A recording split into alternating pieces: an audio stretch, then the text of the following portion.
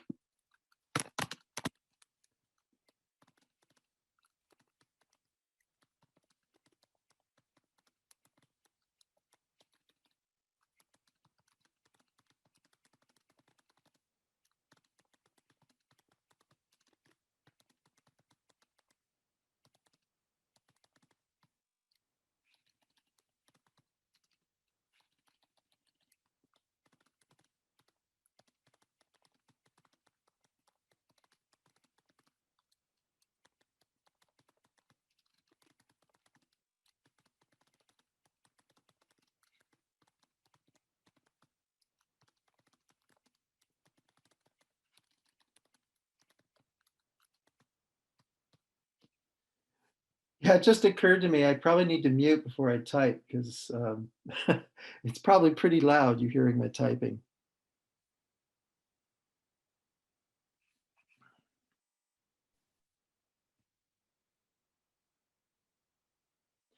Now I'm going to request when you're done in the Zoom chat, type that you're done so that I have some way of knowing you're done.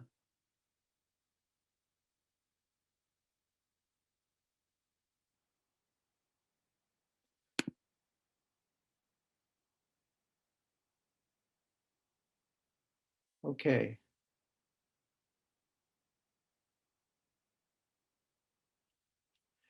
So when you're done, what I suggest you do is experiment. All right? Experiment. Here's what I mean. Here's a hint for those of you. See, a lot of people who are brand new to parallel programming, this exercise really throws them for a loop. And that's by design, because you learn by struggling through frustration. So obviously in this exercise, you're going to use a parallel construct to create a team of threads. But remember, the block of code inside that construct, all the threads are going to do that redundantly.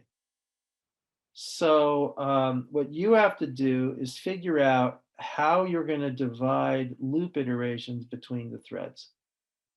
And all you have to work with to do that is the thread ID and the number of threads. So somehow using the thread ID and the number of threads, you're going to figure out how to divide that loop. Now, if you're an MPI programmer, you're used to doing that sort of thing all the time.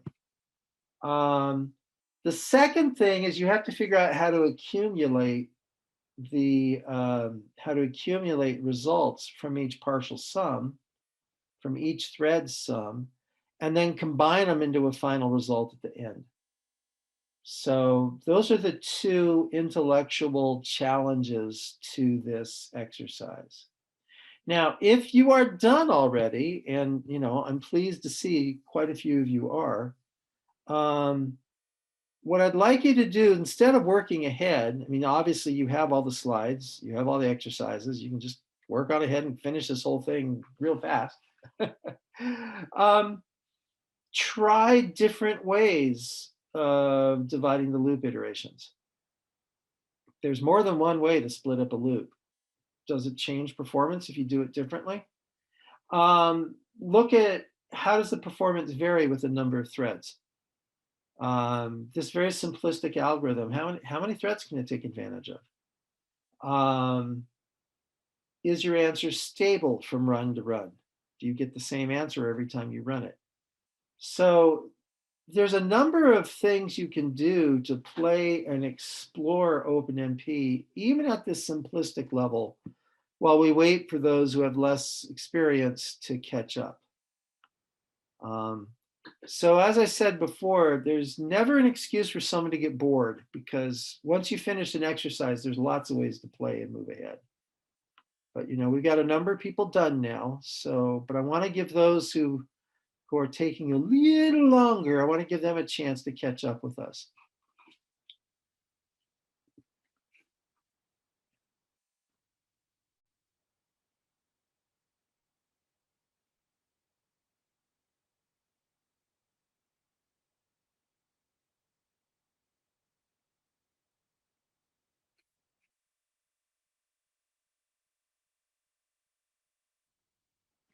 So what I'm going to do is, for those of you who maybe didn't take a break because you worked on the exercise instead, I'm going to talk about my solution to the exercise at the top of the hour, so in 8 minutes. And if you're not done, don't worry about that. We'll catch you up at that time, and when we get the next exercise, you can finish this one then.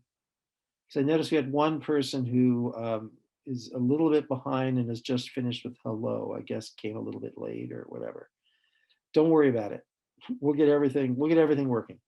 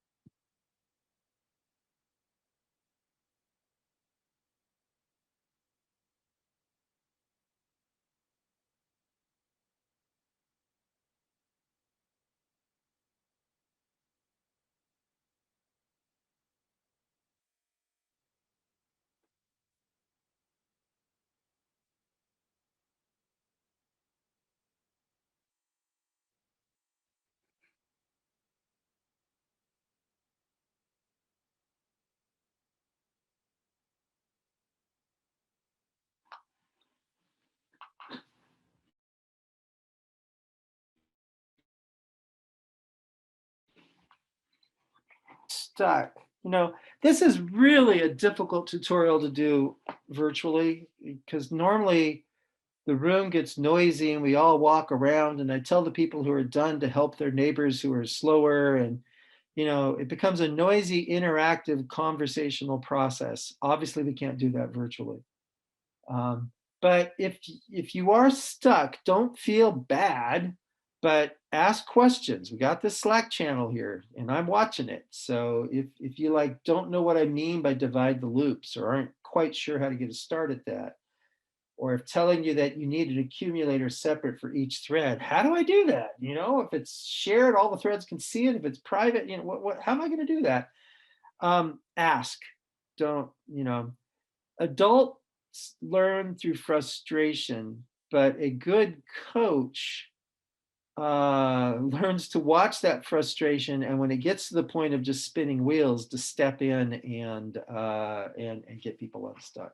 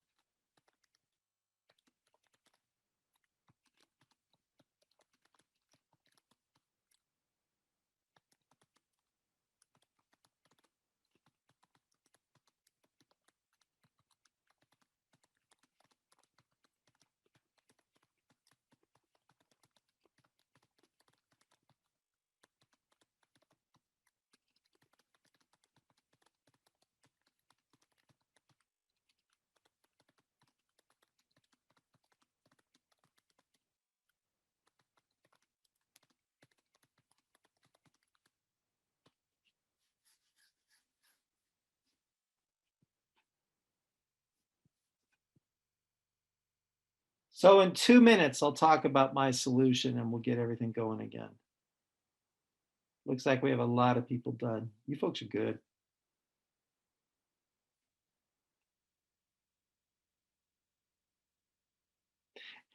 But if you're not done, you're still good. Don't worry. I don't want anyone to feel bad.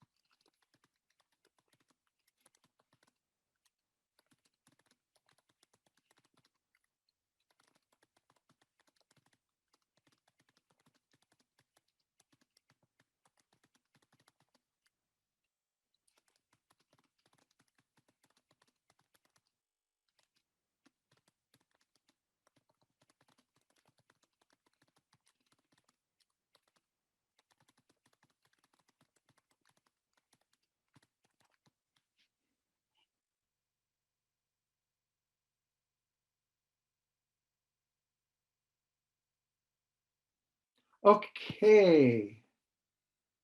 All right. So now once again, if you're not done, relax. When we get to a further exercise, though, you need to pop into that Slack channel and get help so we get you caught up. We're going to have to use the chat since we don't have the one-on-one capability for me to walk up and look at your screen and help you get through this. So let's look at my solution to this. So we are using something called the single program multiple data design pattern. And all of you just did the MPI course yesterday. This is what you do in MPI. And one thing I want to drive home is you can do your MPI programming in OpenMP. It works really, really well.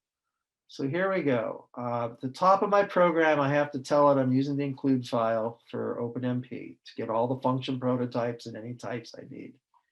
And then because I'm lazy, I just say, here's the maximum number of threads that I'm going to ask. So num threads 2.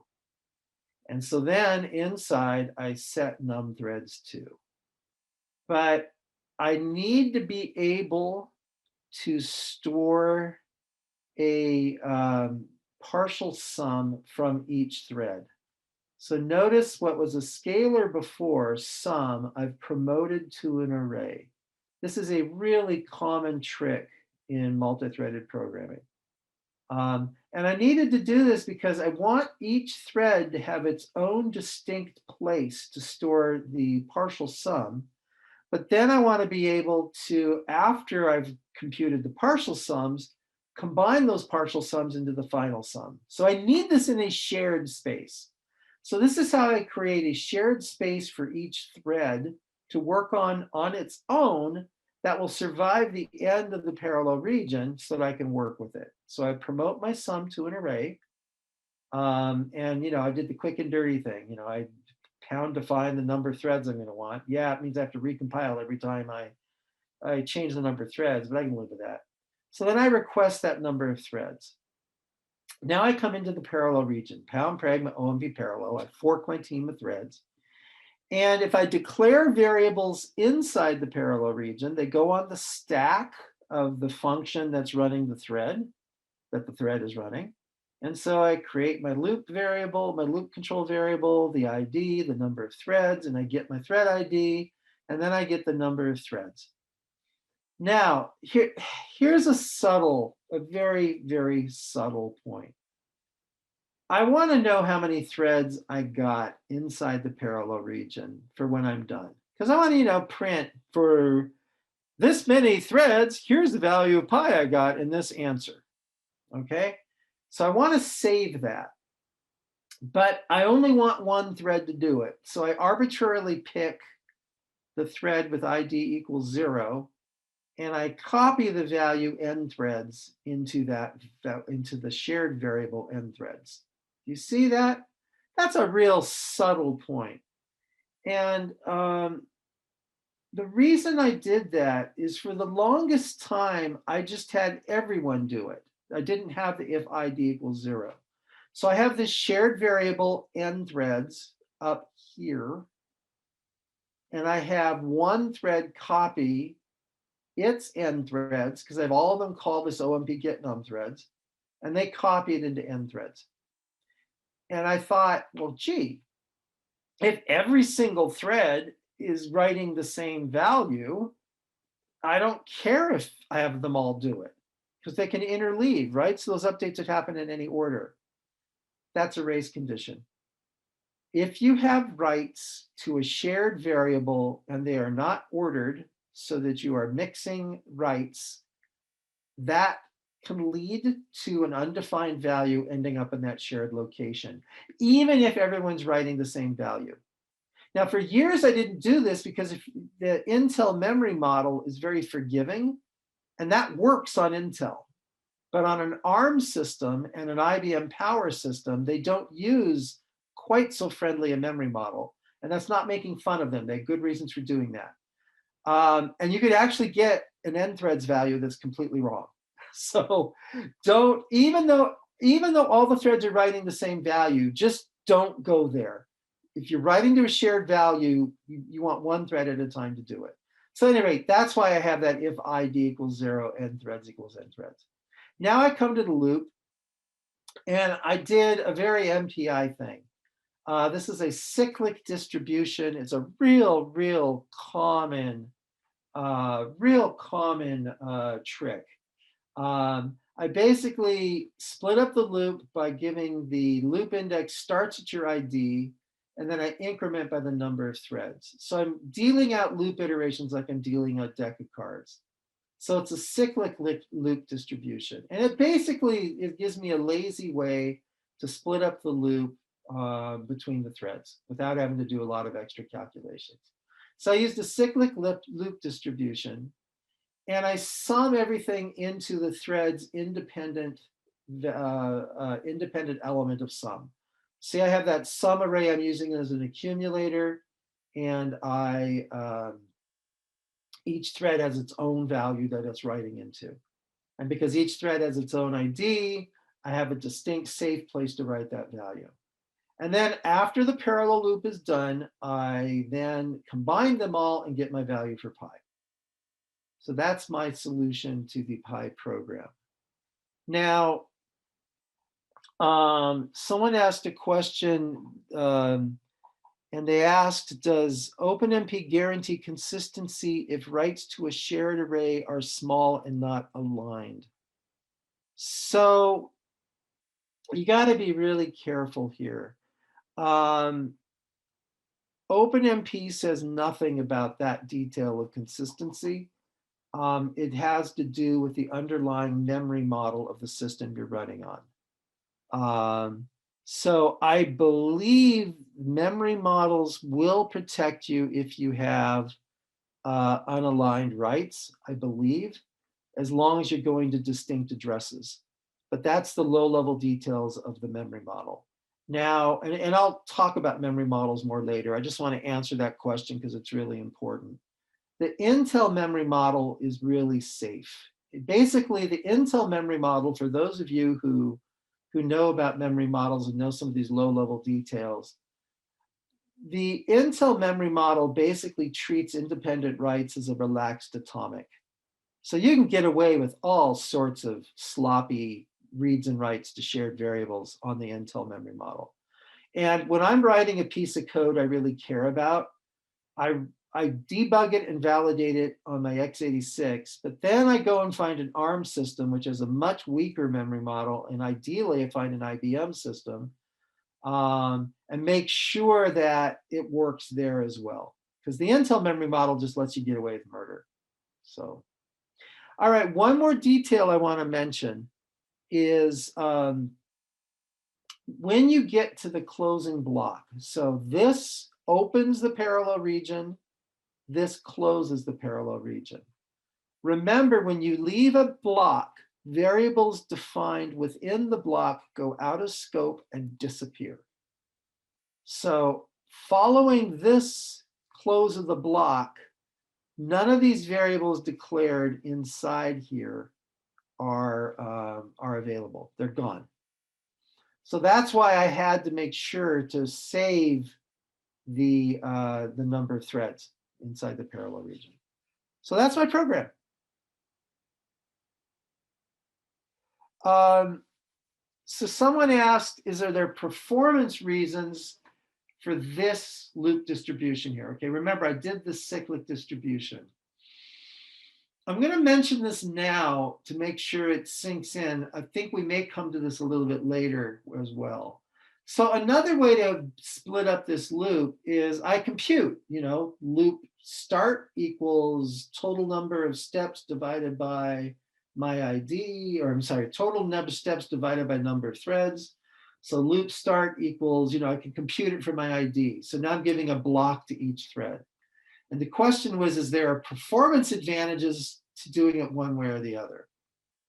And if we were doing an interactive session in FACE, I would turn that question around and ask you.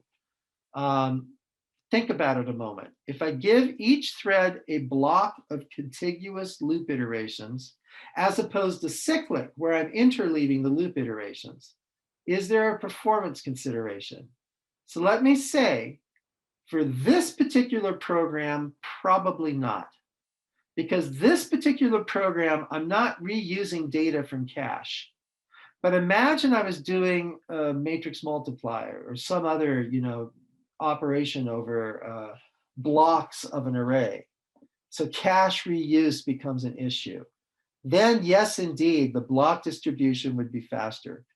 Because remember, the whole point of a cache is if I read a value, I'm likely to need the next value. Well, that's true if I'm doing loop iterations in blocks.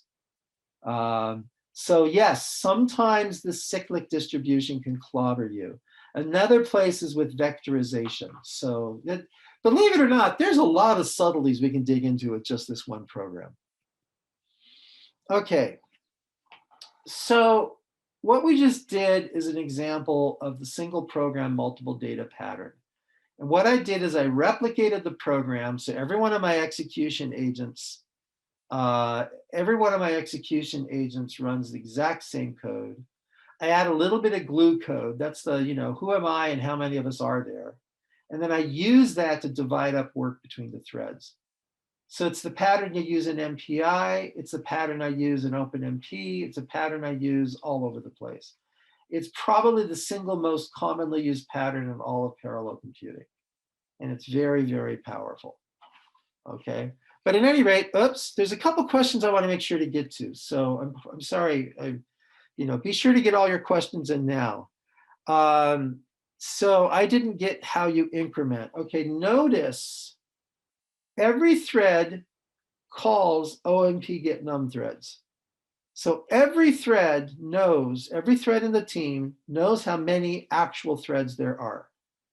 So in this loop distribution, I initialize by your ID. So thread 0 starts at ID 0, thread 1 starts at iteration 1, thread 2 starts at iteration 2, and so forth.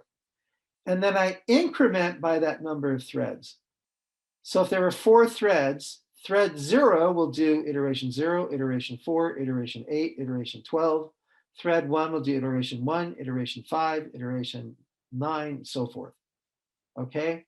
So that's the cyclic distribution. So that's why I had to know the number of actual physical threads, and that's how I got the increment. And remember, you have to call OMP get num threads inside the parallel region. If you call OMP get num threads outside the parallel region, there's one thread. That's all there is. So you have to do it inside. And that's why if I want to know how many threads I had in a parallel region, there is no runtime library to do that. I have to call it inside the parallel region and save it. It's the only way to know, hey, I just finished with a team of threads. How big was the team? If I didn't ask inside the team of threads, I don't know. All right, so that's the SPMD pattern. And I can do this in MPI, and I think you folks even did a version of this program. Uh, I can compute. Well, here I did it. I did a block. I gave each thread a block. And in fact, I'm going to mention it because it's a useful little trick. You use this all the time in MPI and OpenMP. So here I had a block. I start at my ID times the number of steps per block. So I first compute the steps per block, num steps divided by num procs. And so I start at my ID times that block. And then I end at my ID plus 1 times that. Well, what if the number of steps does not evenly divide by the number of processors? What's going on if they don't evenly divide? What that would mean is that computation of I end might miss some iterations.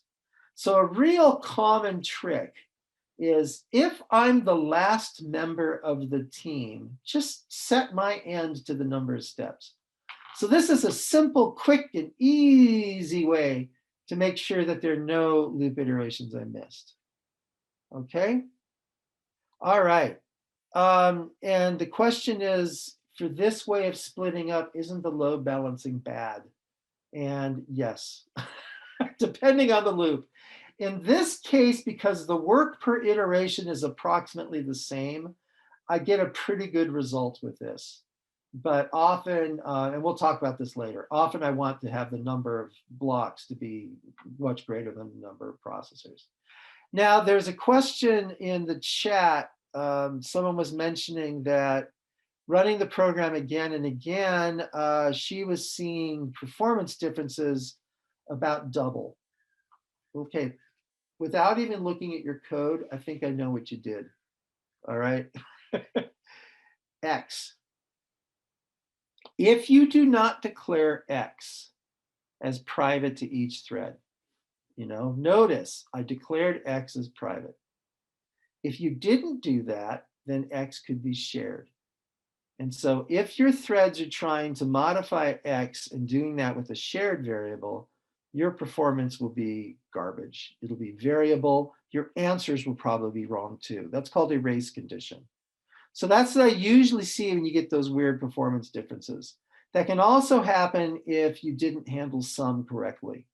So usually when I see big variations like that, the threads are sharing something that you didn't expect them to share. Like, for example, maybe the loop iteration. I would look very closely at your variable loop iteration variable, at your X for the value of the interval you're computing, and sum. One of those is not private when you think it should be, and you're getting a race condition. So your answer should be unstable and your time should be unstable. And I really wish I could walk up and look at your code right now to see where that is. But we have to go on. So, all right. Now, I want to take a little digression here, because this is a concept that in these tutorials, we seem to just chronically assume everyone knows this. And some of you do, but it's not uniform. So let me just talk a moment about performance. So real simply, imagine I have a program with n independent tasks. And let's just assume they run about the same time. So I don't want to get into discussions of balancing the load right now. So I have a collection of tasks that are completely independent. So I start up my program and I'm going to be doing something to load up the job, to start up the job. I'm going to compute my end tasks. Then I'm going to do something to clean up at the end. So now let's say I'm going to run on P processors. So now my time on P processors, well, I didn't do anything to speed up to parallelize load. I didn't do anything to parallelize consume. I only parallelized the end tasks. So I hope you can see that the time for my parallel program is n over P times the time for the tasks. All right, that's cool. So now if I do this, I can talk about the concept of speed up. Now, speed up is the time on your reference point versus the time on parallel. And typically you're comparing to the sequential program. So speed up is if I add, if I double the number of processors, I should double how fast I go. So the speed up is a measure of the ratio of your sequential time to your parallel time.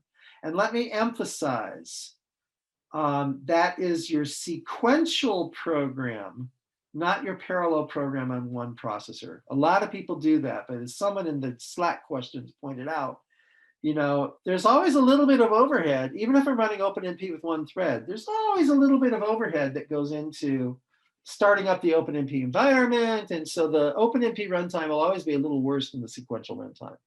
So that's a speed up. Now, if the speed up is equal to the number of processors, I run on 8 processors and I'm 8 times faster. I run on 16 processors, I'm 16 times faster. We call that perfect linear speed up. And that's what we all dream of. That's what we all want. Now, every now and then you get the speed up is greater than the number of processors.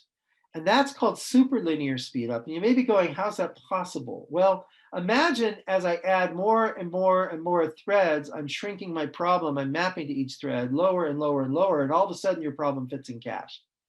And of course, if you're running out of cache, everything goes faster. So usually when I see superlinear speed up, it's a cache effect. Now there's something called Amdahl's law.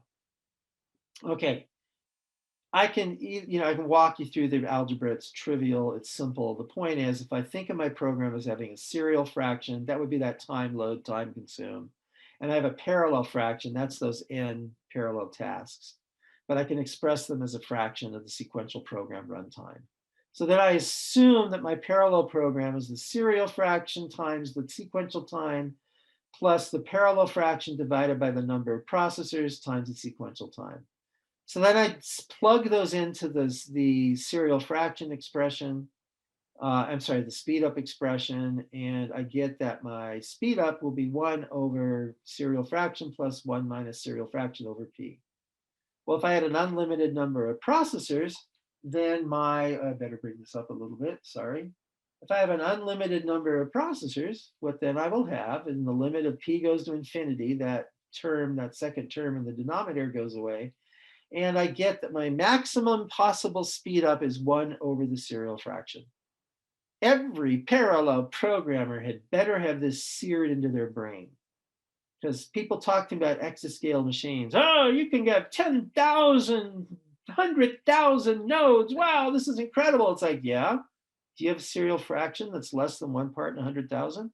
Let me tell you, someone who's been writing parallel codes for a long, long time. Getting a serial fraction less than 1% is hard. Getting a serial fraction, less than 0.01% is heroic. So taking advantage of thousands and thousands and hundreds of thousands of nodes is phenomenally difficult and is not something you can always do. And people sometimes talk about, I could do this trick to get around Amdahl's law. It's like, no, it's a law. There is no getting around Amdahl's law.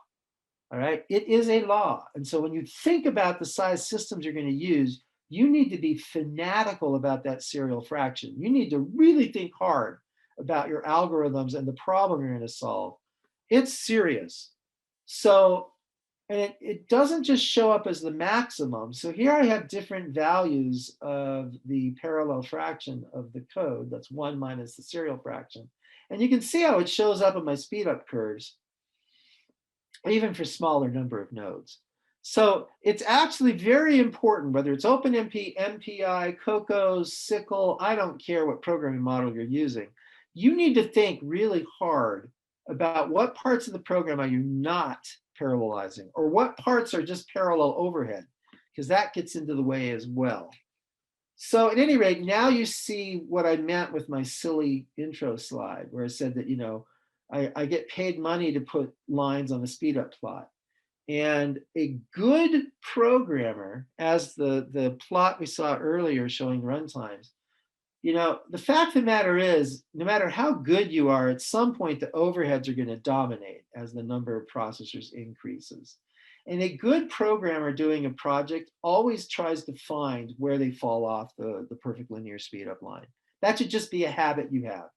You get an algorithm, you get it working, you run it on 1, 2, 4, 8, 16, just some pattern of increasing, because you want to see where that bend occurs, and you want to know that. Okay, so now we can get back to OpenMP. Now, how does OpenMP manage things like the number of threads to use? And there's certain other values that control the environment you're running in. OpenMP manages this by something it calls an internal control variable. And so it's an opaque data structure. You don't ever see it.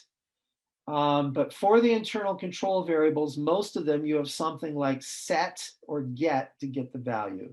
So when I call OMP set num threads, what I'm doing is I'm setting an internal control variable for the default number of threads to request. That's literally what that does. And there's a number of them I won't go through, but when I have OMP set num threads, I'm changing the internal control variable for the default number of threads. Now it's kind of a pain if I have to recompile my program because I have a literal to OMP set num threads to set the number of threads. If I'm going to look at the number of threads, there has to be an easier way, and there is, okay? Don't include OMP set num threads. Just say, give me the parallel region and use the default number of threads. And just use the default, okay? I can change the default number of threads with the runtime with an environment variable, OMP num threads. So I remove from my program the OMP set num threads, and instead I set the environment variable OMP num threads to the number I want. So I would go on my Apple system. It depends on the shell you use. For my system, I would go export OMP num threads equals 12. And then I would run the program without this set num threads, and it will run with the value from the environment variable. All right. So what I'd like you to do, and this is an exercise that will take almost no time at all. And while you're doing it, I will answer the Slack question or look at the Slack and try and catch up. Go ahead and run your program for several different values of threads and look at how your performance changes. If you're a real fanatic, plot the speed up curve, but go ahead and change the number of threads. Modify it so you take the environment variable and run it many times with a number of different threads.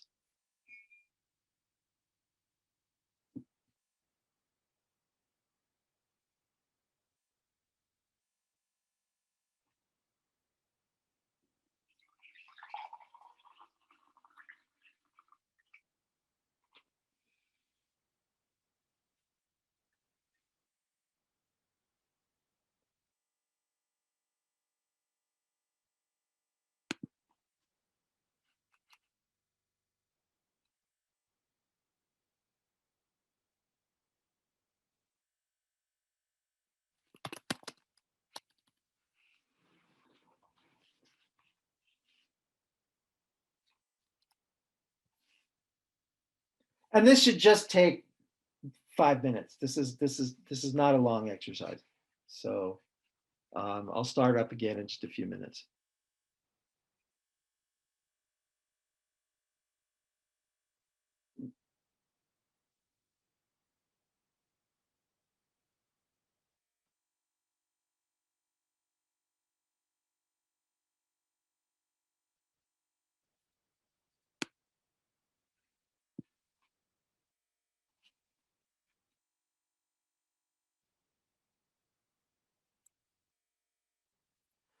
So there's a question about Amdahl's law about the size of the problem, and I'm glad you did that.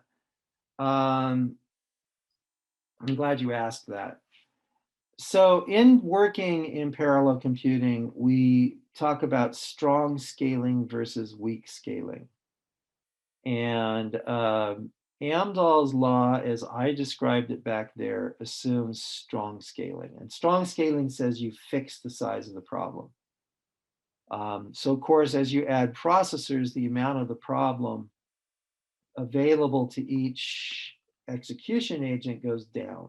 And that's why you're going to hit that fall off from perfect ideal speedup. A very common trick we do in high-end supercomputing is as we add processors, we grow the size of the problem. So if you do that, that's called weak scaling. And there are problems where give me the problem and I can always come up with a related problem that is bigger. So if I'm if I'm doing a weather forecast model and I have 10 kilometer size grid cells over the surface of the Earth, wouldn't I really want 1 kilometer grid cells? So there are problems where indeed you could always benefit from going finer and finer and finer in the grid. And then weak scaling is indicated. But eventually, and it depends on the area, if I'm doing a molecular dynamics run, you know what? There's a certain number of atoms in the molecule and a certain number of atoms in the solvent, and that's fixed. So a lot of problems, the strong scaling is what you're looking for. So it's really problem dependent on whether you want weak scaling or strong scaling. Okay, so there's some good questions in the Slack that I want to answer. So, and I won't talk about the cheater up above. Shame on you, Christopher. We didn't come to Pragma OMP4 yet. We'll get to there later. So first off, it's a multi-threaded environment. And depending on what else is happening on the system, you are going to get slightly different runtimes. And you have no control over that. So I'm of the opinion that when we report runtimes, we should always report an average and a standard deviation so that we can capture that. A common trick people do is they report the minimum, and really want to know the variation.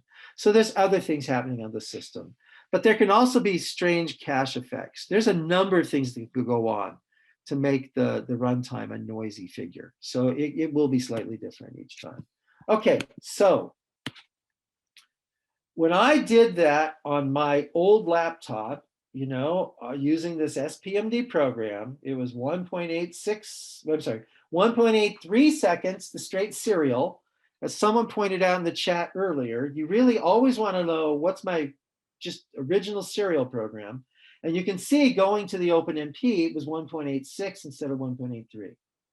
And then I started adding threads. It went to 1.03, 1.08, 0.97. That's not very good performance. So I see some of you did much, much better. So what was going on? And this is a phenomenally important concept you need to take in mind. You need to keep in mind. So if I have independent data elements, which I did by how I set up that sum array, okay, it was an array. Every thread had a different element of the array. This is a program that had no true sharing. There was no sharing between the threads. However, remember, the CPU has caches, and the memory accesses are organized around cache lines. And so imagine thread 0, and imagine sum 0 and sum 2 happen to be on the same cache line. They probably would be. So hardware thread 0 is like, okay, I'm going to grab the cache line because I'm going to update my value of sum 0. And at exactly the same time, imagine hardware thread 2 says, okay, I'm going to update sum 2. But then the cache coherency protocol comes back and says, hey, hardware thread 2, you have a corrupted cache line. You need to fetch the updated one. So it waits, and they fetch the updated one. And so it sloshes that cache line over to core 1. And it does its update. Meanwhile, hardware thread 0 comes back and says, hey, guys, I'm ready to update my value of that array sum 0. And the cache coherency protocol comes back and says, no, your cache line is corrupted. So what happens is that cache line sloshes back and forth, back and forth, back and forth. And that's moving bits over wires. That's slow stuff. So depending on how you organize those accumulators into an array, you can just destroy your performance due to this false sharing. So how do we get rid of false sharing? Here's one way to do it. So here's my program where I had my sum array, and looking at the chat window, what I did is I cheated and I asked for the size of sum based on the number of threads I knew to ask. Or you can set it to a maximum if you want. that's how I handled getting the size of my accumulator large enough. There are more elegant ways to do it, but I don't want to go there now. So here's what I did. I added a second dimension to that sum array, and I picked a value large enough that I knew it would be bigger than my L1 cache. So 8 in this case, because I knew my L1 cache is 64 bytes on this machine. So knowing the size of my L1 cache, I set the value of that second array element, but I really do nothing to it. All I've done now is I've just shifted it so each value of my sum array is on a different cache line. It's called zero padding. It's called padding your array. And so this is a trick you can do to get rid of false sharing. And if I do that, wait, come back here, whoops, up. If you do that, look what happens to my speedups. Just by that one trick, I just made sure that each element of my sum array was on a different cache line. And all of a sudden, my speedups now look quite good. Now, in my opinion, if you were to do this and you were working for me, I would be really pissed. Because think about this as a maintenance headache. You have to go through and you have to go and query the system through a call to CPU info or some other mechanism to know the size of your L1 cache line. And then you have to set that value correctly. And of course, if you get it wrong, all sorts of chaos is going to break loose. But then also think about maintaining the code. Someone's going to read this code and go, what the heck is that second dimension for? That's just confusing. This is a really ugly thing to do. And the fact we do these sorts of things and we have to do them in C is one of the reasons so many people hate the C programming language. It's just like low-level programming, obscure stuff. It's just really ugly. So there's got to be a better way, and there is. We're going to talk about that now. So synchronization. Now, in a long version of this course, I spend a lot of time talking about concurrency. And concurrency is one of those words like thread that computer scientists have destroyed. And this is one of my complaints. Oh, many of you are computer scientists, but many of you come from physics and physical sciences or other fields. You might appreciate this. I was trained in chemistry doing basically molecular physics. And in those fields, we take our jargon seriously. If I wrote a paper where I said, I'm going to redefine all these terms because I like them better, that paper would not get through the review cycle. But in computer science, people do that all the time, and they get away with it. Reviewers let them get away with it. Just look at what's happened to the word thread. NVIDIA has totally destroyed the use of the word thread, and they're just the worst culprits. Now when someone talks about thread, you don't know what they mean. It's crazy. And it's the same thing with concurrency. What does the word concurrency even mean? You go back to what it traditionally means, which is the only way I ever use it. But now some people talk about concurrency and they make all sorts of assumptions about the scheduling that goes along with the word. And so now when someone starts talking about concurrency, you don't know what it means. It pisses me off. So concurrency means you have a collection of execution agents that are unordered. They are active, they are available for execution, and they are unordered with respect to each other. So when I have a set of threads running in a multi-threaded environment, they are concurrent. They are unordered with respect to each other. They are available to make forward progress, but they are unordered with respect to each other. So there are times when you are dealing with concurrent systems where you need to impose an order. Some kind of order, you need to impose it. And this happens all the time in multi-threaded programming when I'm updating shared variables. So I have to impose an order. That's what synchronization is. Synchronization is an order constraint, is a way to instill an order constraint in concurrent threads. Now, there's a variety of synchronization. Oh, we can spend a whole day talking about synchronization. This is a complex topic. But I'm all about keeping things simple. I'm all about your scientists trying to solve real problems. Can't we just do the easy stuff? And it turns out, yes, you can. And usually that's all you ever need. So we're going to talk about just two of the many, many ways you can do synchronization in OpenMP: critical and barrier. So let's talk about these. Critical also, and I say this all the time, a critical section is the code that goes along with the critical. And what it does is it gives you a way to do mutual exclusion. So the code inside the block associated with the critical pragma will only be executed by one thread at a time. So here I have, an SPMD program. My parallel region, pragma OMP parallel, creates a bunch of threads. What's my ID? How many threads are there? And then I'm going to call this big, ugly, complex, long-running function, big SPMD job. And I pass in the ID and the number of threads, and it's doing all sorts of stuff inside.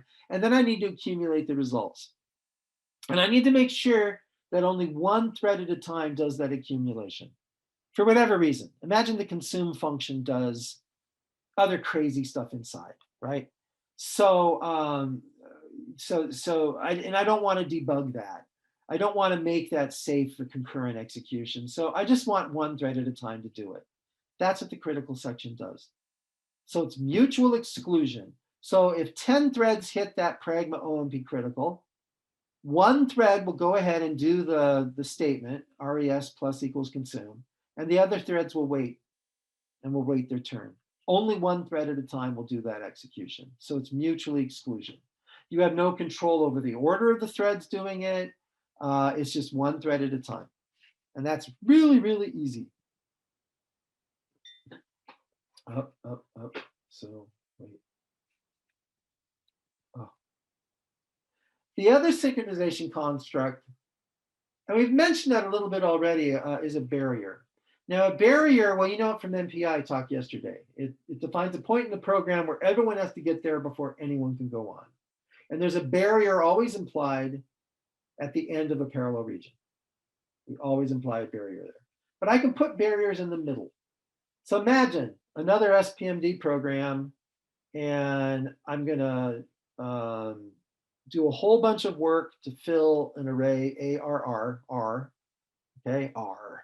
I'm going to do a big, ugly, huge calculation. And notice in the next operation with BER, I'm going to use it. And so I have to make sure everyone is finished working together in parallel to fill the array R before I use it in the next statement. So that's where I would put a barrier. So everyone finishes the statements before the barrier, before anyone goes on to the following one. And it's amazing, an awful lot of synchronization problems in parallel computing can be done with just those two constructs, a critical and a barrier. So here's your exercise.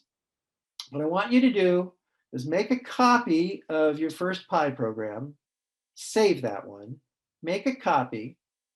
Now, get rid of the false sharing, not by padding the array. Get rid of the false sharing by using one of the, well, gosh, I blew it. I'm telling you which one to use. Using critical, all right? And this exercise should be fast. I'm only going to give you 5 to 10 minutes. All right, go for it. I'm going to walk away for just a moment and then I'll answer questions in Slack. But this exercise should be really, really quick.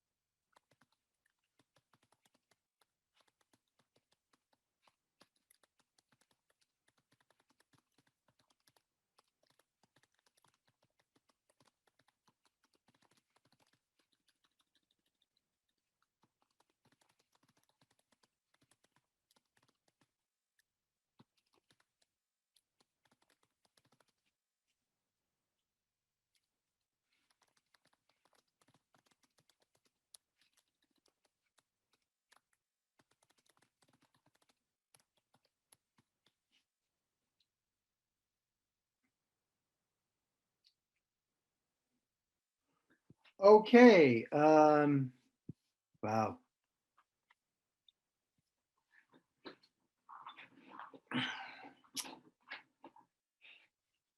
I'm assuming most of you are done. This one should have been really, really quick. Because we're a little bit behind, I'm going to go ahead and keep going. So,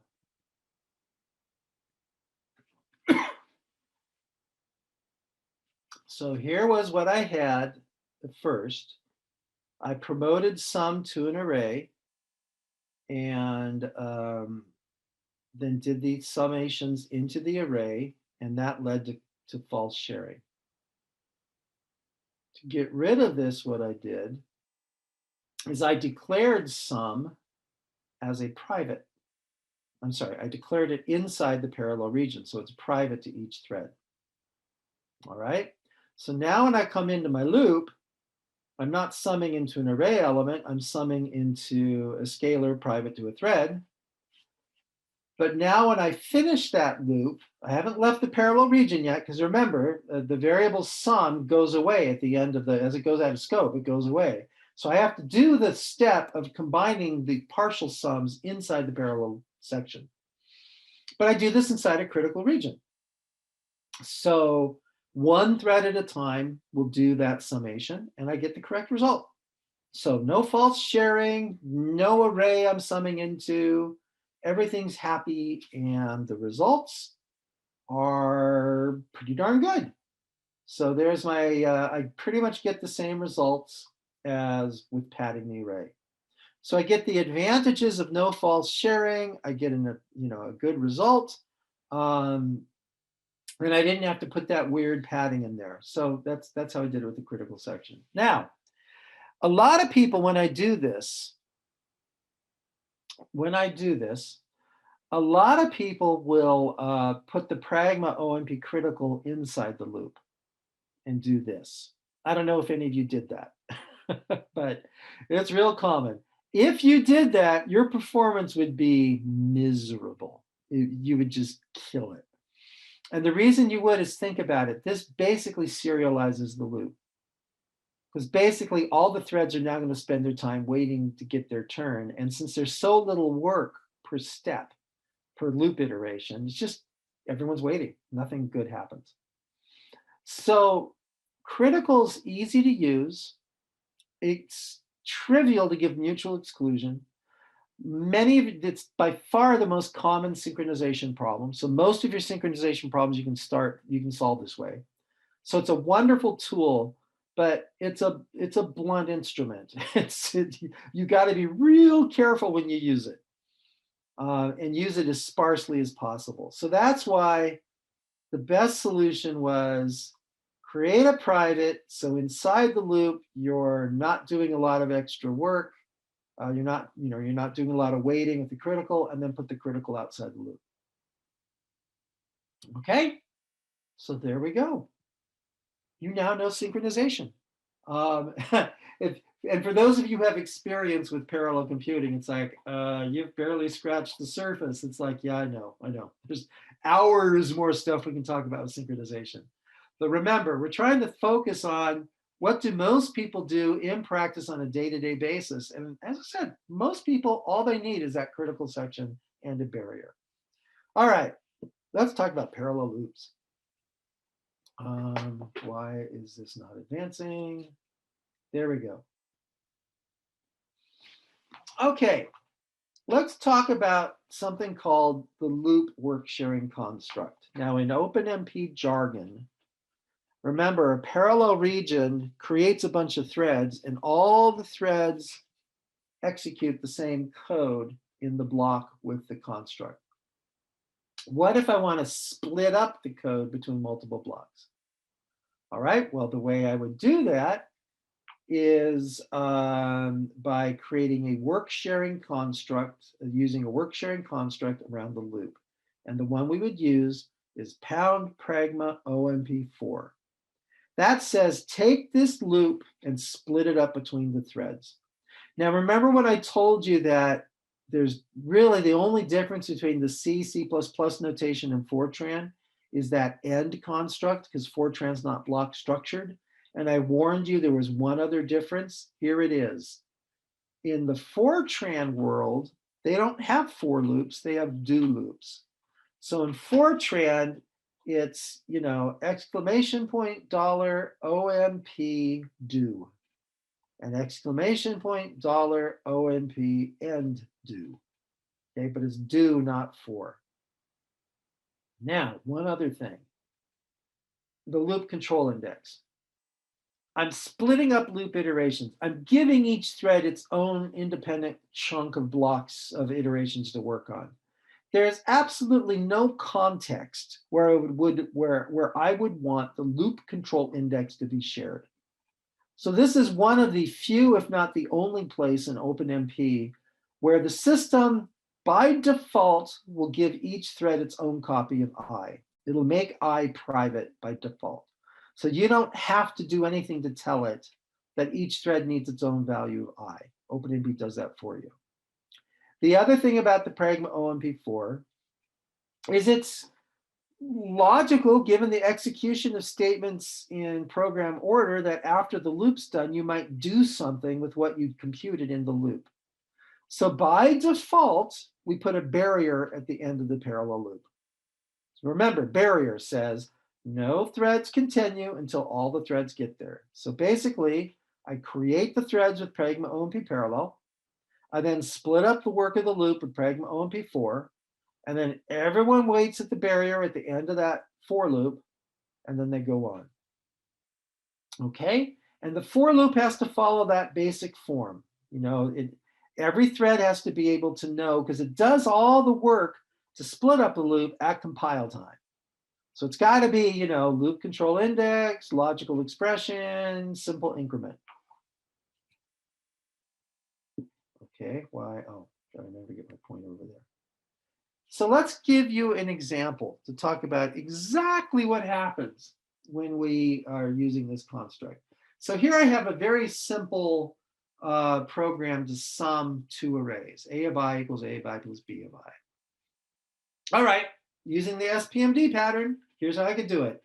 Pragma OMP parallel. Then I declare all this stuff. I compute I start is ID times n over n threads. I end equals ID plus 1 times n over n threads. And then I do that trick I told you about earlier, that if I'm the last thread, set my IN to the limit of the loop, and then I call my loop, but now everyone goes I start to IN. I can do all of that, or I can just do Pragma OMP parallel, Pragma OMP4. And those will roughly do the same thing. Which would you rather do?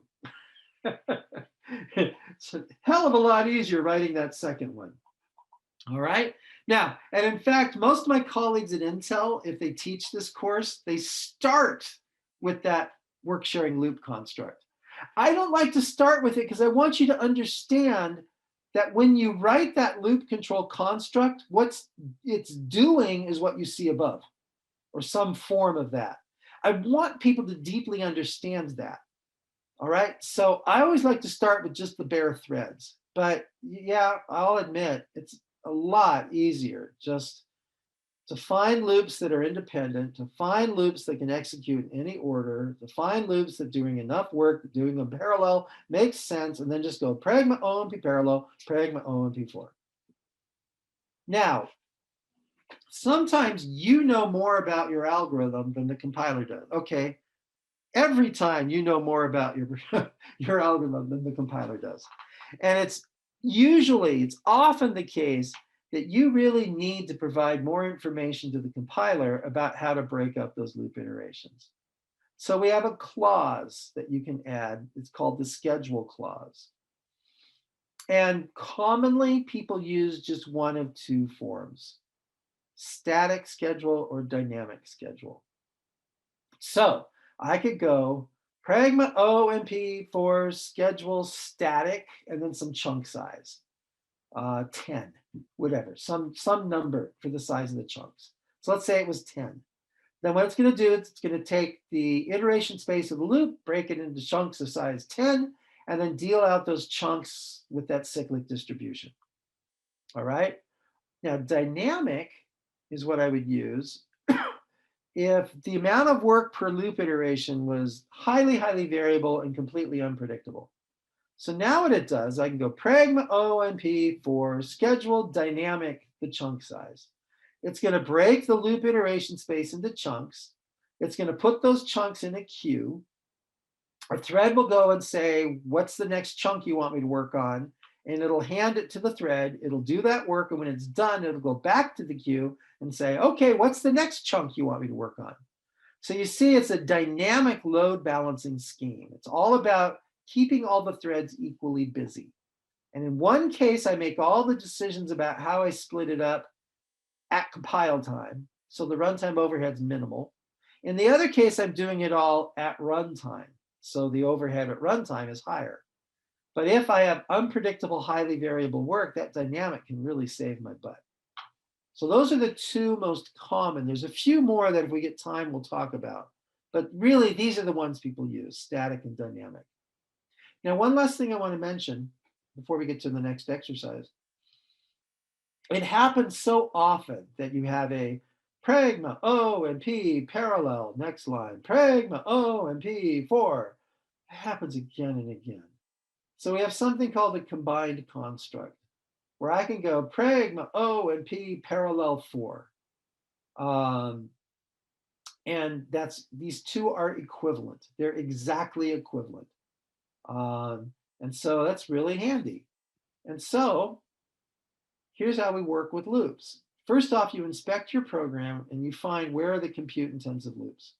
You want something where they're doing a lot, where a lot of the time of the program is being spent. So now you're going to make the loops independent. You want to make it so they can safely execute in any order without any loop carry dependencies.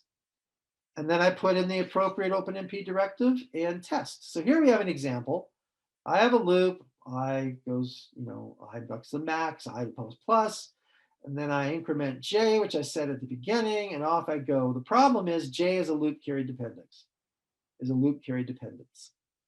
So what I have to do is I change the logic so that J is computed from I.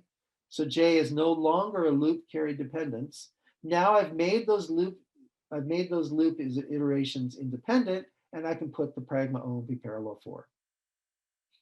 Okay, that's all there is to it. It's really cool. Now, before we go on though, there's one other messy case, and you see it in this loop right here. Imagine I'm computing the average of an array. All right, I have a loop carry dependence. These loop iterations are not independent. And because average truly is, I can't do some simple trick other than what we did with sum earlier, right? Without getting to some really ugly trick, there's nothing I can do, I'm stuck. Well, this is such a common situation that we special case it in the programming model. It's called a reduction. And notice even MPI has a reduction. So here's how the reduction works. I have a new clause, reduction. It takes an operator, then a colon, then a list of variables. So if we look at the bottom of this slide, you can see how I solve that problem. Pragma, OMP parallel 4, reduction plus colon av. Now this program works. But let me tell you exactly how this works, because there's some subtleties that get interesting here. Inside the parallel region, for each variable in the list, it will create a copy private to each thread. So now every thread has its own copy of that variable. It will initialize that variable to the identity of that operator. So what's the identity of plus? 0, all of you call out at once. Very good. So every thread gets av with a value equal to 0. Then as the loop iterations occur, OpenMP doesn't care what you do. So I have av plus equals. It doesn't have to be plus. It can be any operation I want. Okay, I can't emphasize that enough. Inside the loop, just because it's reduction variable, the OpenMP doesn't care. It's just a private variable. It's like any other private variable. Then at the end, when we get to that barrier, at the end of that loop, then what it's going to do is it's going to combine the variable from each thread using that operator, the plus in this case, to create a single global value.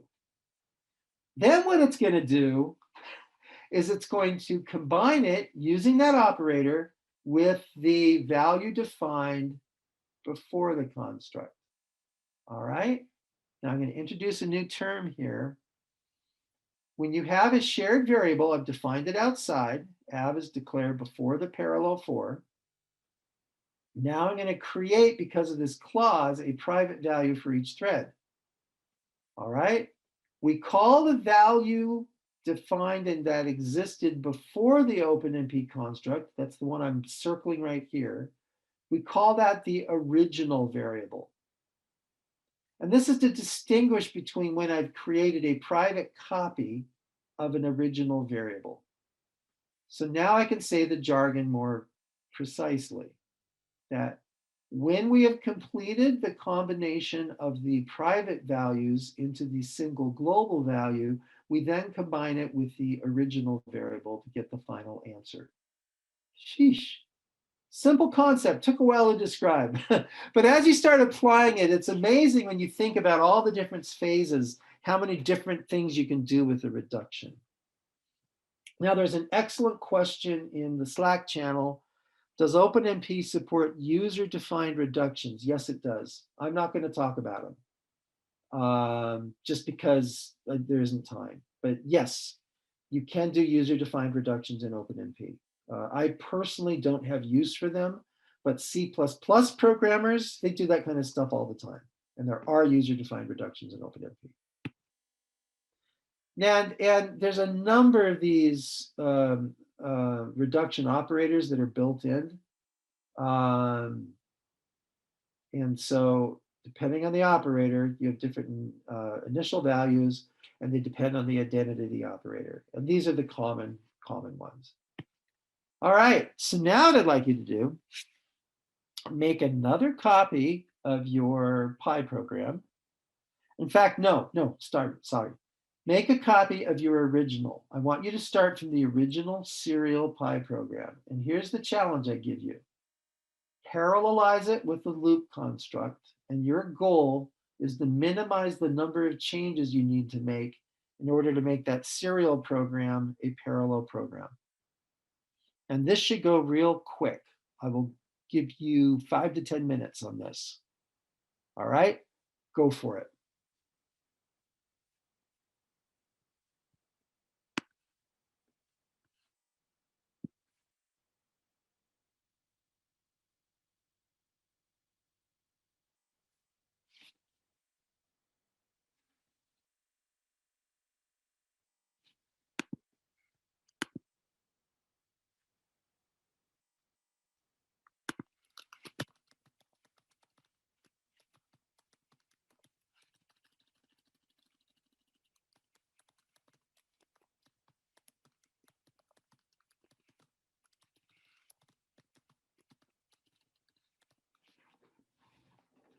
Sheesh.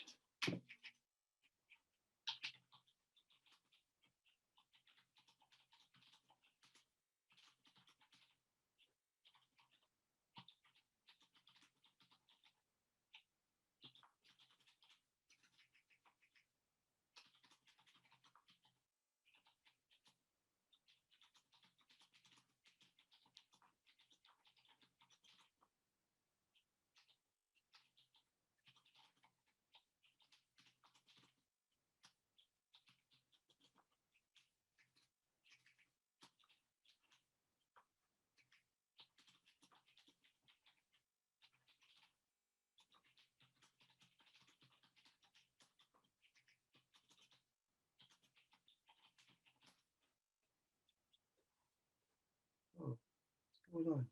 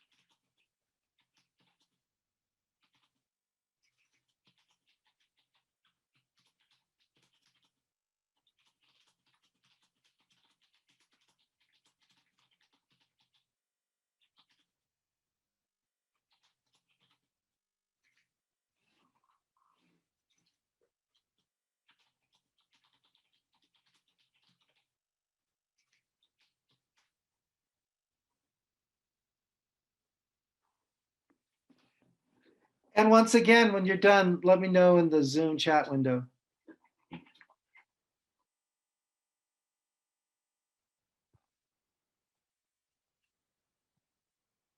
Yeah, this can go pretty fast.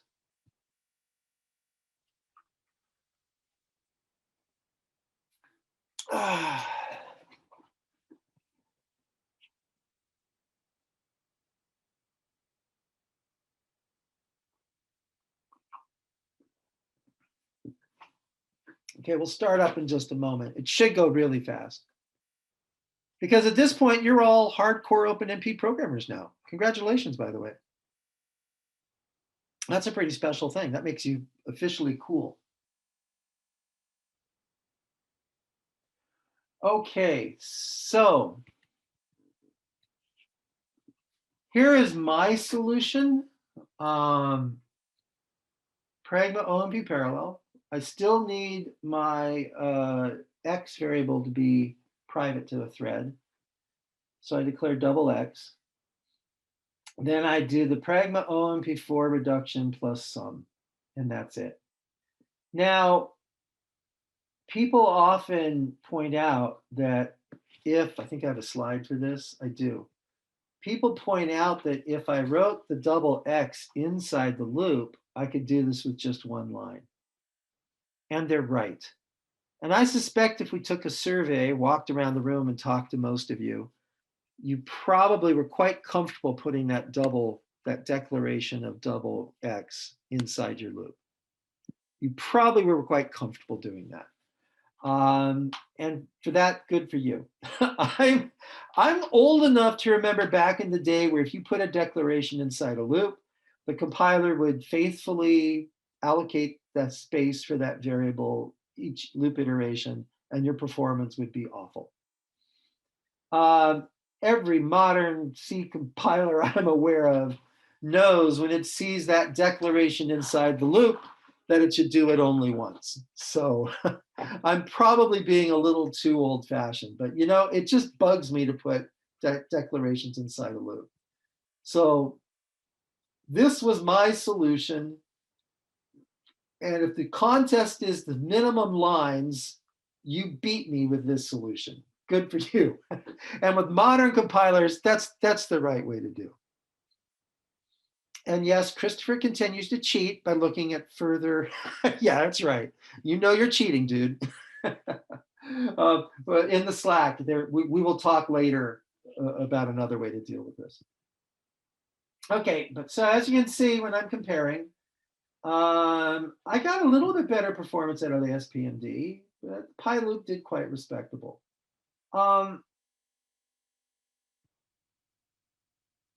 So I want to mention something briefly here, just in case I forget it later. So I'm sure to say this in case I forget it later. So it's often the case with SPMD, single program, multiple data.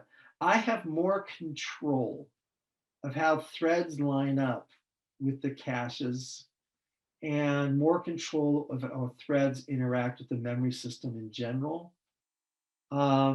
So it's, let's face it, with the Pragma OMP4 reduction, I'm kind of just saying, system, do it. You just figure out the best way to go and just take care of it for me. Whereas with SPMD, I know, okay, thread ID 0 does this, thread ID 1 does this. I often can get slightly better performance out of SPMD, particularly when the memory hierarchy gets really complicated. So it's good to check, and it's another reason why I don't go straight to the loop. I want you to understand the SPMD pattern in OpenMP, because as I said, sometimes it's a little bit faster, and it is right here, but still quite respectable performance out of that loop. Now, look at the following code. This is actually a really important example. Barriers are really expensive. We talked before about how critical is very expensive. And you want to be careful when you use critical. Absolutely true. Barrier is even worse. Barrier is brutal. But there are times you really need it. So look at the following code. We're going to walk through it pretty slow because variations on this do come up when you're writing OpenMP code. So I have these three big old honking arrays, A, B, and C, that are shared. So now I come in my pragma OMP parallel, and I need to know my thread number. And everyone's going to do some big ugly calculation and put their result into A. And they're going to use that. I look ahead and I see that they're all going to use that array later. So I have to make sure before we get into that following loop that everyone's done. So pragma OMP barrier. And that has to be there for the right execution of the program. So now I get to the loop, and off I go, pragma OMP4. And I'm going to be computing C based on a calculation on A. And I notice that, hey, later on, we're going to use that C. Okay, then I need a barrier. Oh, but wait a minute.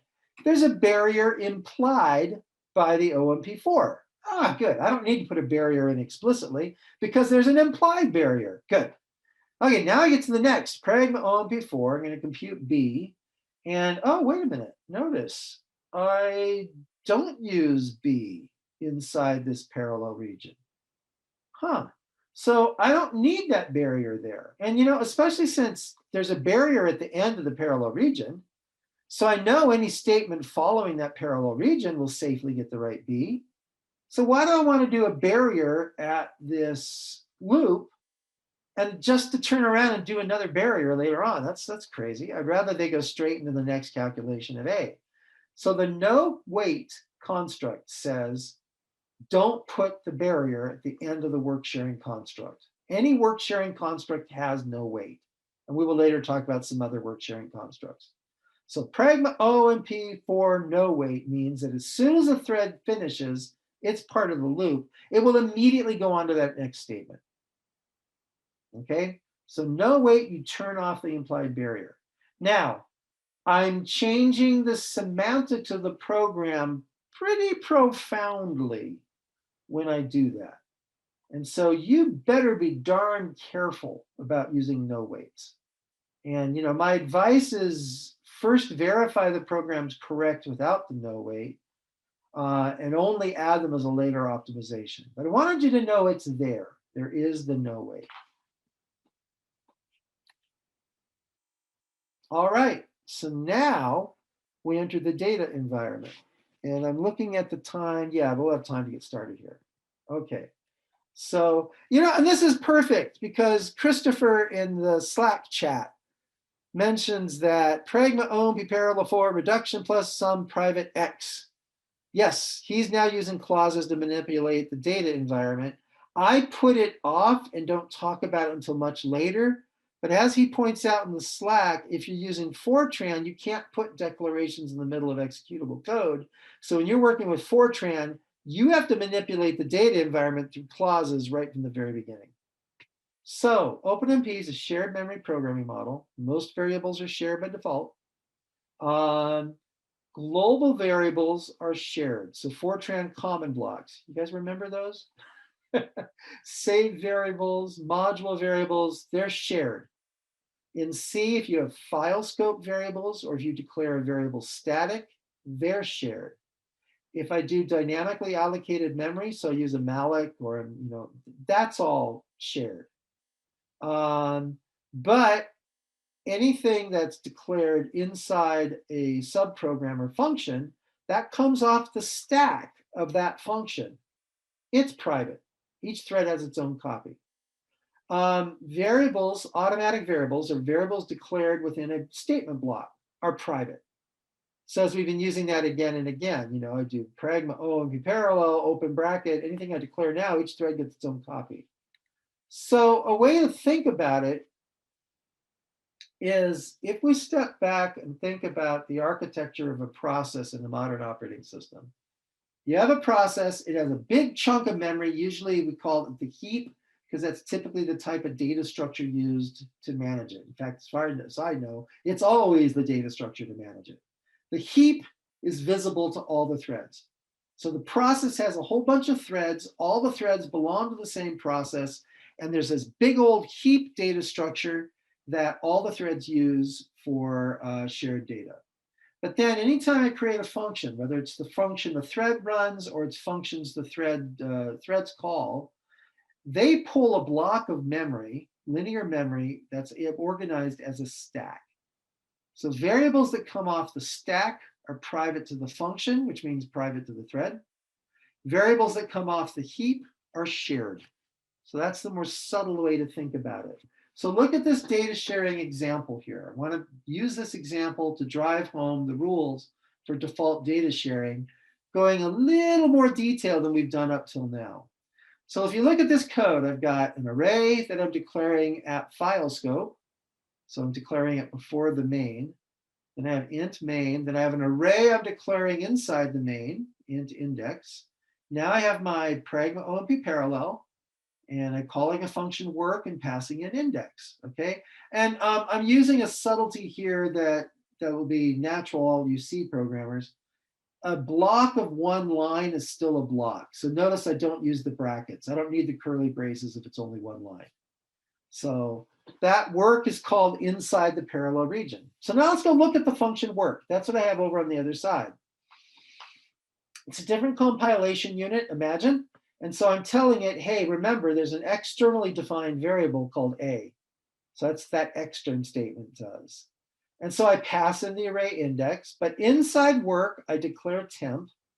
And something we do really common, especially when we build up sophisticated data structures, is sometimes we want to do reference counting. So imagine I want to reference count work. So I want to declare a counter for all the times that work is called.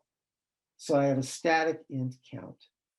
So now I have a little cartoon on the lower right that shows how this would run. So A, index, and count are shared and are visible to all the threads. But inside the parallel region, each thread will see its own copy of temp. At the end of that parallel region, temp, the function where temp was created goes out of scope, the block goes out of scope, temp goes away. It does not exist anymore. That memory is reclaimed and cleaned up. But I can still see A, index, and count. All right. Any questions on the default behavior? It should be pretty straightforward. Okay, I'm going to go on. So how do you change the default behavior? So we have defined clauses that you can put on a parallel or a work sharing construct, which change the default behavior. I just spilled coffee all over myself. Oh my God. So shared followed by a list of variables, so that's comma separated variables, says these variables are shared. Usually that's the default behavior. So you don't see shared quite as much. Private though, and that's the case in the Slack channel from Christopher, private will create a copy of each variable from the list that is local to each thread, that's private to each thread, but it's not initialized. We'll talk about that in a moment. And then first private creates a private variable, but it assigns the original variable to it, so it's well initialized. Now there's one other clause called default, and there's other cases with default, which I don't even recommend using. Just default none says, I require that you declare everything. So force the programmer to explicitly define these. So here's an example. Off I go. I have a loop, and so pragma OMP parallel 4 private J. So what I've done here is pragma OMP parallel 4 will make the loop control index of that parallel loop private, but it won't for the following loop. It only makes that assumption that you wanted to make it private for the loop that the clause applies to, which is that first loop. So here by default, I would go through and I'd have a shared variable for that loop over J. And that would be a friggin' mess. That would be a race condition. It would just not work. It'd be a mess.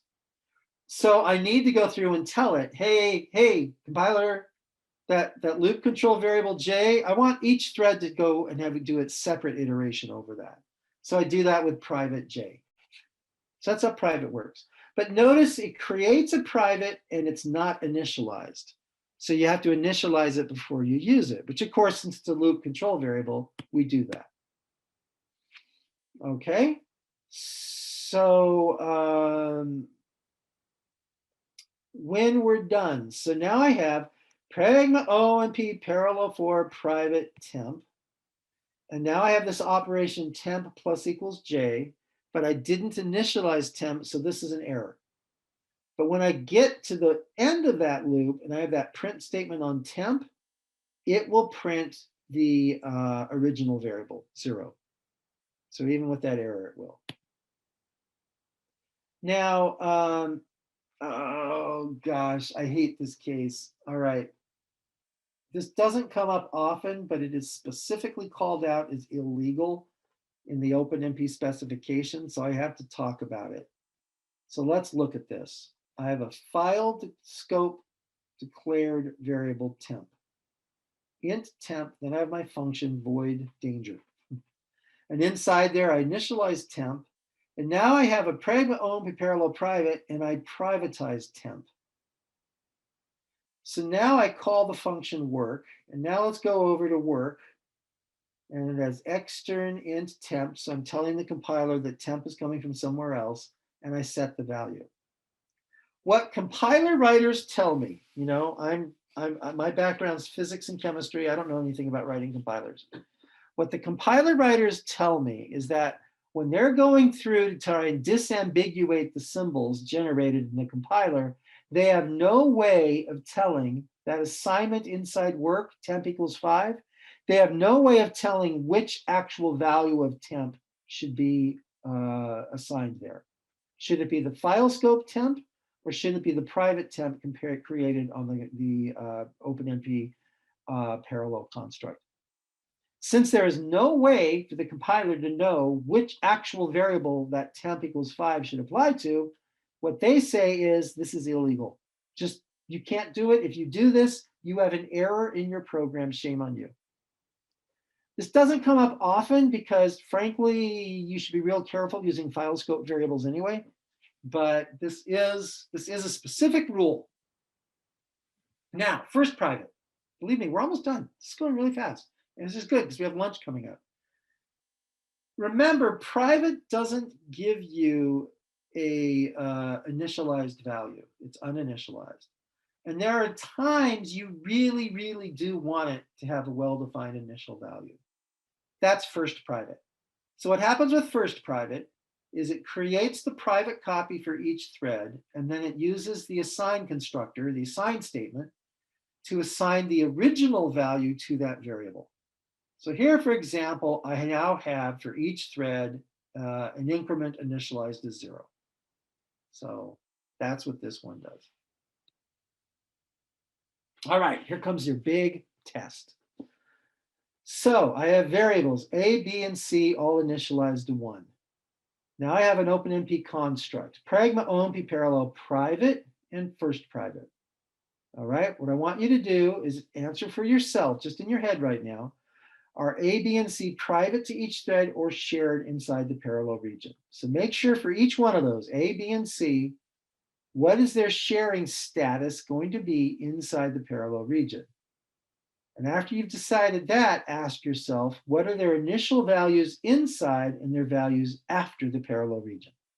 So I'm going to give you just 10, 15 seconds to answer that to yourself.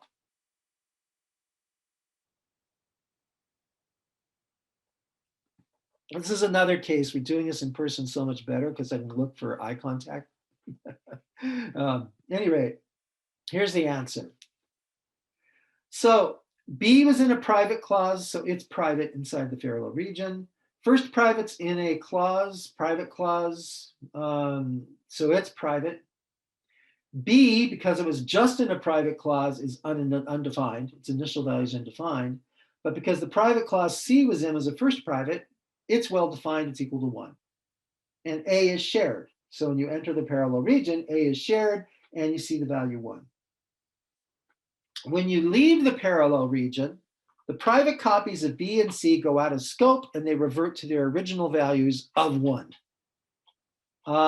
And then A, because it's shared, it's whatever value was set inside the parallel region is its value on exit. Okay? And what I do at this point when we're doing this in person is I call this a head nod moment. And I walk around the room and I look at all of you and I say, okay, do you get it? I want to see a nod yes, okay? Because you really need to understand this. I think it's pretty obvious though. If you have questions, please enter them into the Zoom session, the Slack channel right now. So default none is a debugging tool. It's really handy. What it does is it says, in the static extent of the construct, okay, that's the statements you see in the compilation unit that has the pragma. All right, wait, there's a great question. Why would users want to use private and first private instead of declaring the variables inside the parallel region? Great question. You clearly don't write Fortran. Fortran has no choice. In Fortran, you can't put declaration statements in the middle of code. So the Fortran programmers have to use these.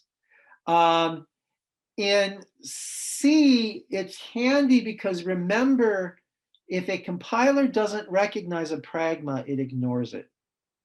And so if the only things you do to your program is in the pragmas, then you have a program that runs correctly, whether you run with an OpenMP compiler or not. Given that, people sometimes will put the clauses on a directive so they don't have to change anything. Because remember, pragma is semantically neutral if the system doesn't recognize it.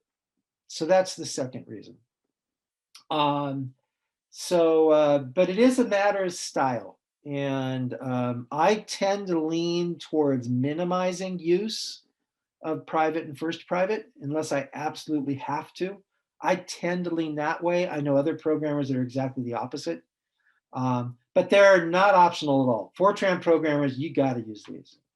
So at any rate, default none is a handy debugging tool because, as you can imagine, one of the most common sources of errors in OpenMP programmers is you make a mistake on what's shared and what's private. So sometimes it's really handy to say to the compiler, hey, compiler, any variable in the static extent, if I don't define its sharing status by the OpenMP construct and its clauses, flag that as a problem. That's what default none does. And it can be a really handy debugging device. Now, there are other defaults. I can go default shared and say all the variables are shared. I can go default private. There's some subtleties with those, and frankly, they're not that useful. So that's why really default none's the case I use.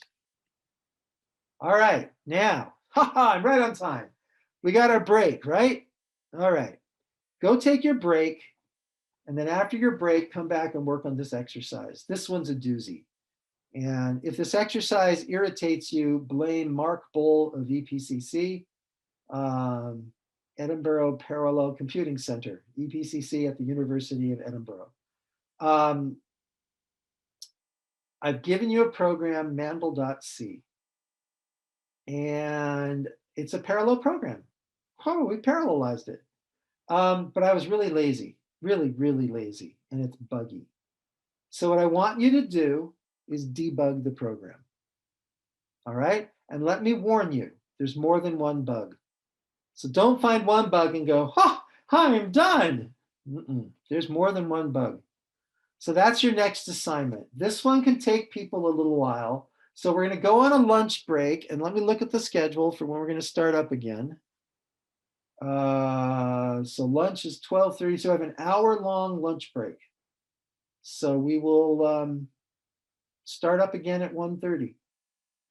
And I'm sorry I'm cutting into your lunch break. So what I'd really like you to do is have a quickish lunch and then finish the exercise. So at 1:30, I can discuss the solution, and then we move on to tasks or the next topic.